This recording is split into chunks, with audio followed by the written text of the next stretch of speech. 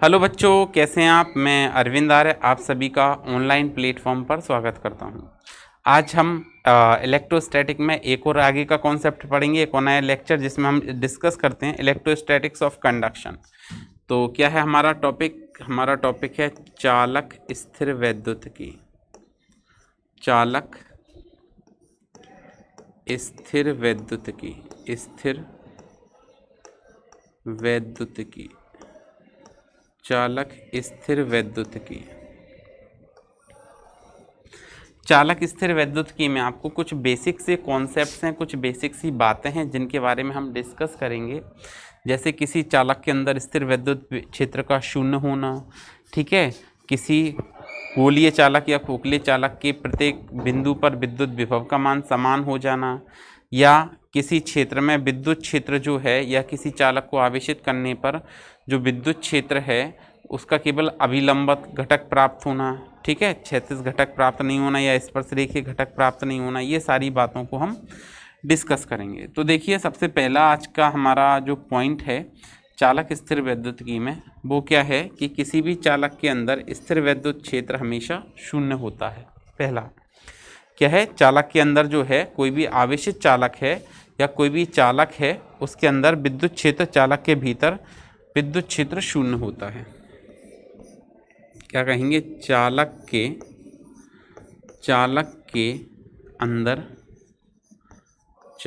के अंदर स्थिर वैद्युत क्षेत्र, चालक के अंदर स्थिर वैद्युत क्षेत्र,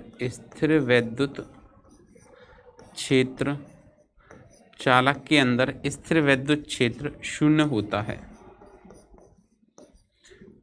चालक के अंदर स्थिर वैद्युत क्षेत्र शून्य होता है। ये आपको समझना है कि शून्य क्यों होता है। ये आपकी हेडिंग हो गई, चालक के अंदर स्थिर वैद्युत क्षेत्र शून्य होता है, क्यों होता है इसको समझना है। तो देखिए, ये हमारे पास एक चालक हो गया, ठीक है। इस चालक को, ये एक चालक हो गया, ठीक है। इसको हमने नाम दे दिया चालक को ABCD। इसकी भुजा हो गई ABC और ये D। तो माना ABCD एक चालक है। इस चालक को हम दो आवेशित पट्टिकाओं के बीच में रखते हैं, ठीक है। दो आवेशित पट्टिकाओं में ये पहली पट्टिका हो गई, इस पर +Q चार्ज है। ये पहली पट्टिका, इस पर कितना आवेश है, +Q आवेश है। और ये दूसरी पट्टिका हो गई, इस पर कितना आवेश है, इस पर -Q आवेश है। ये +Q और ये वाला दूसरा जो आवेश है वो कितना हो गया, -Q हो गया। ये दो आवेश हो गए, एक हो गया आपका +Q और दूसरा हो गया -Q। ये पॉजिटिवली चार्ज है और ये नेगेटिवली चार्ज है। इसको जब हमने +Q चार्ज दिया तो इस पट्टिका की पृष्ठ पर एक समान रूप से ऐसे वितरित हो जाता है। यहाँ पर हमने -Q चार्ज दिया तो -Q दिया तो ये भी इस पर वितरित हो जाएगा, ऐसे पृष्ठ पर ये बट जाएगा इस तरह से, ठीक है। अब यहाँ पर जैसे ये पृष्ठ पर बटेगा तो यहाँ पर क्या होगा, एक बाह्य विद्युत क्षेत्र उत्पन्न होता है और इस विद्युत क्षेत्र की जो दिशा है वो क्या है आपकी CD इधर होती है। ये हो गया आपका बाह्य विद्युत क्षेत्र, पॉजिटिव से नेगेटिव की तरफ होती है, प्लस से माइनस की तरफ होती है। और ये बाह्य विद्युत क्षेत्र मैंने क्या दिया, E वेक्टर। बाह्य विद्युत क्षेत्र आपने क्या बनाया, तो बाह्य विद्युत क्षेत्र बनाया हमने E वेक्टर, ठीक है। इस बात को अब जरा समझना कि जब भी किसी चालक को हम बाह्य विद्युत क्षेत्र में स्थित करते हैं, किसको, चालक को, जब किसी चालक, ऐसे लिखें, किसी चालक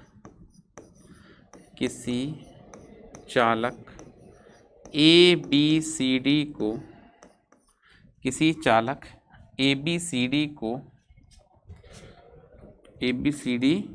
को बाह्य विद्युत क्षेत्र, किसी चालक ABCD को बाह्य विद्युत क्षेत्र, बाह्य विद्युत क्षेत्र कैपिटल E में स्थित करते हैं, बाह्य विद्युत क्षेत्र कैपिटल E में स्थित करते हैं,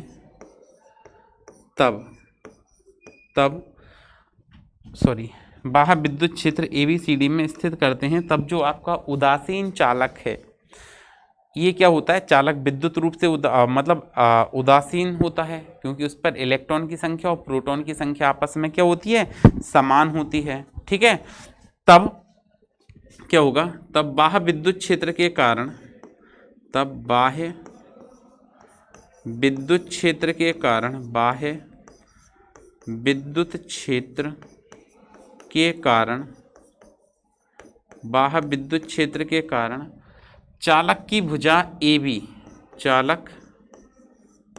चालक की भुजा AB पर उपस्थित मुक्त इलेक्ट्रॉन, AB पर उपस्थित मुक्त इलेक्ट्रॉन, AB पर उपस्थित मुक्त इलेक्ट्रॉन AB भुजा से, AB भुजा से CD भुजा की ओर, AB भुजा से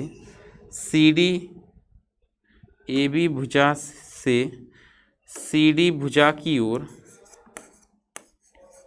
CD भुजा की ओर गति करने लगते हैं।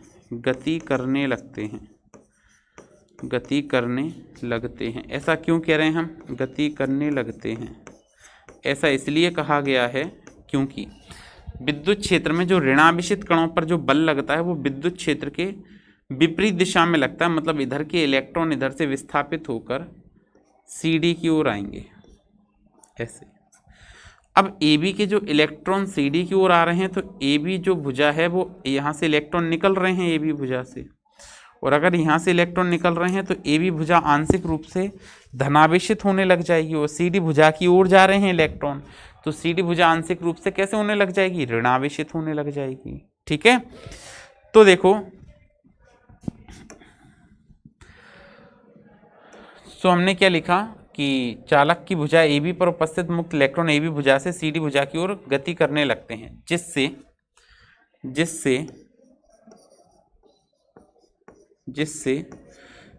AB भुजा पर, AB भुजा एवं CD भुजा पर, AB भुजा एवं CD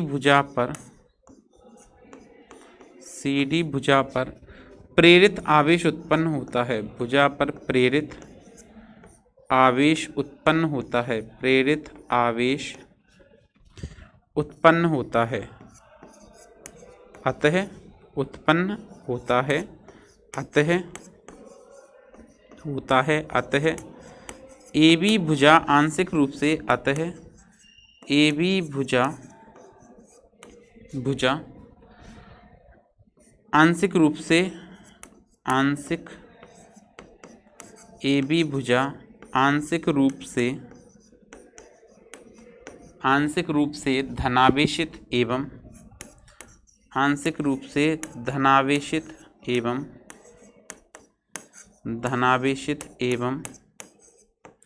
CD भुजा आंशिक रूप से एवं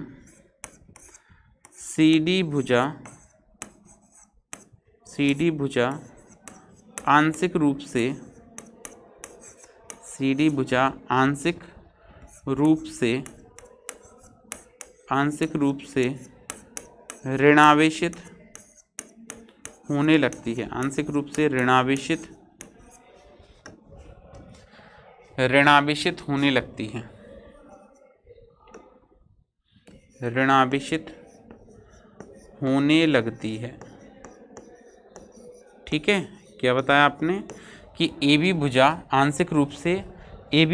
आंशिक रूप से धनावेशित एवं CD भुजा जो है वो आंशिक रूप से ऋणावेशित होने लगती है। ठीक है। फिर देखो, तो इस प्रेरित आवेश के कारण चालक के अंदर आगे क्या लिखेंगे, इस प्रेरित आवेश के कारण, इस प्रेरित आवेश के कारण, प्रेरित आवेश के कारण, इस प्रेरित आवेश के कारण चालक के अंदर एक प्रेरित, चालक के अंदर प्रेरित विद्युत क्षेत्र उत्पन्न होता है। प्रेरित विद्युत क्षेत्र, चालक के अंदर प्रेरित विद्युत क्षेत्र उत्पन्न होता है। चालक के अंदर प्रेरित विद्युत क्षेत्र उत्पन्न होता है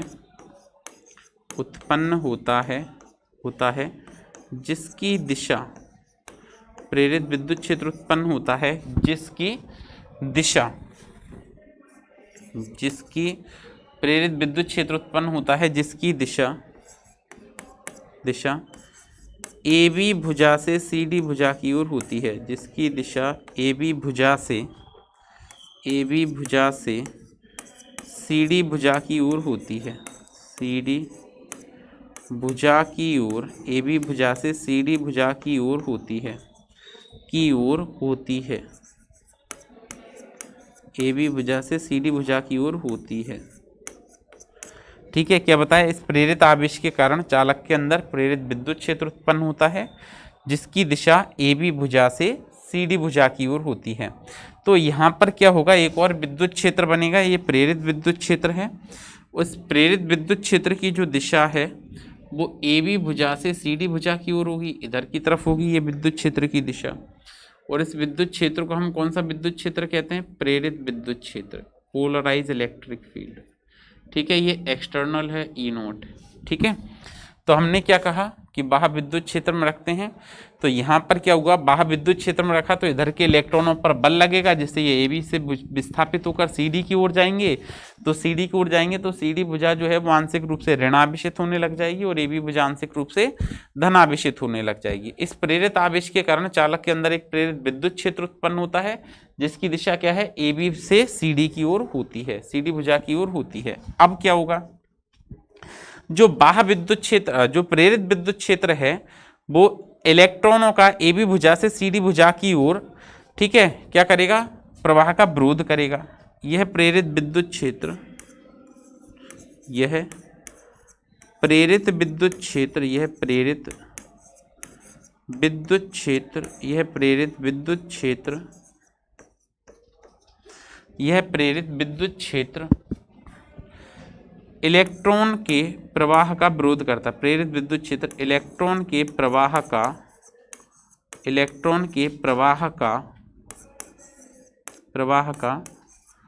विरोध करता है, ठीक है। ये इलेक्ट्रॉन के प्रवाह का क्या करता है, इलेक्ट्रॉन के प्रवाह का विरोध करता है, जिससे कम मात्रा में इलेक्ट्रॉन,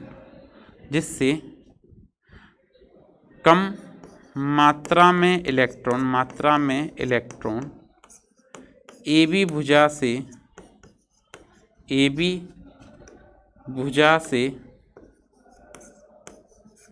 सी डी भुजा की ओर गति करते हैं। ए बी भुजा से सी डी भुजा की ओर गति करते हैं, भुजा की ओर सी डी भुजा की ओर गति करते हैं, ठीक है, गति करते हैं। लेकिन जैसे जैसे आगे लिखेंगे क्या, जैसे जैसे प्रेरित विद्युत क्षेत्र का मान बढ़ता है, प्रेरित विद्युत क्षेत्र का मान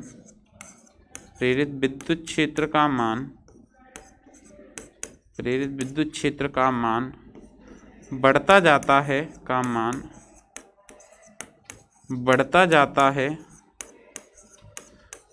जाता है,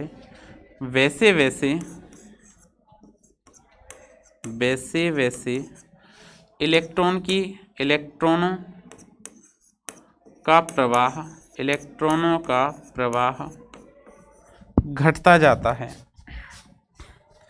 इलेक्ट्रॉनों का प्रवाह घटता जाता है, घटता जाता है। लेकिन जब बाह्य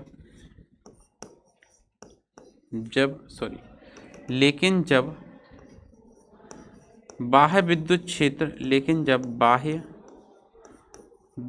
क्षेत्र,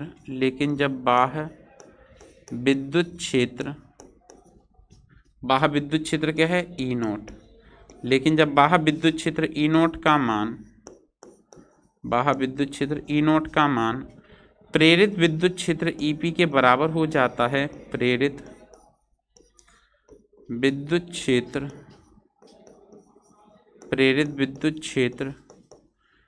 ईपी के बराबर हो जाता है, ईपी के बराबर हो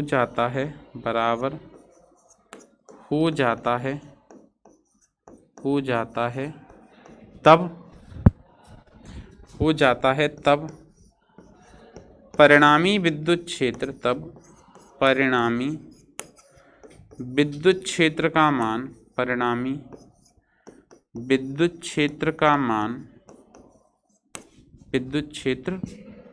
का मान शून्य प्राप्त होता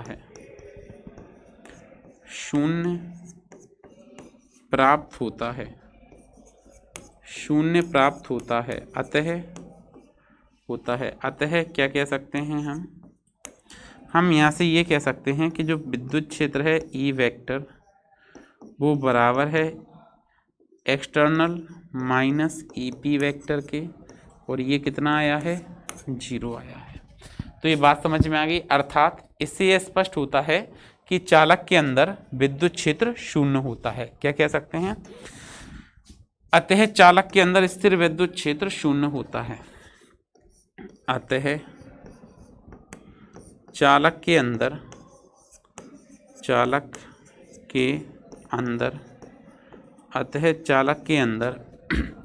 स्थिर विद्युत क्षेत्र शून्य होता है। चालक के अंदर स्थिर विद्युत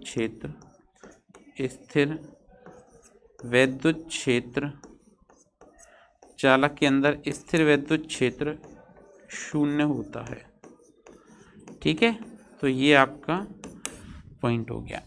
तो पहला पॉइंट हमने चालक स्थिर विद्युत में पढ़ा कि किसी भी चालक के अंदर जो है वो स्थिर विद्युत क्षेत्र शून्य होता है। कैसे होता है? तो हमने आपको उसका रीज़न बताया कि रीज़न क्या क्या होता है कि जैसे भी किसी चालक को हमने बाह्य विद्युत क्षेत्र में रखा, तो बाह्य विद्युत क्षेत्र में रखेंगे तो जैसे ही रखेंगे तो इस पर ए बी भुजा पर जो इलेक्ट्रॉन है इन पर विद्युत क्षेत्र की विपरीत दिशा में बल लगेगा, जिससे ये जो ए बी भुजा पर जो इलेक्ट्रॉन उपस्थित हैं वो ए बी भुजा से सी डी भुजा की ओर गति करने लगेंगे। अर्थात गति करेंगे तो ए बी भुजा आंशिक रूप से धनाभिषित, क्योंकि इधर से इलेक्ट्रॉन निकल रहे हैं और इस भुजा की ओर जा रहे हैं तो ये ऋणाभिषित होने लग जाएगी। तो ए बी भुजा आंशिक रूप से धनाभिषित और सी डी भुजा आंशिक रूप से ऋणाभिषित होने लगती है।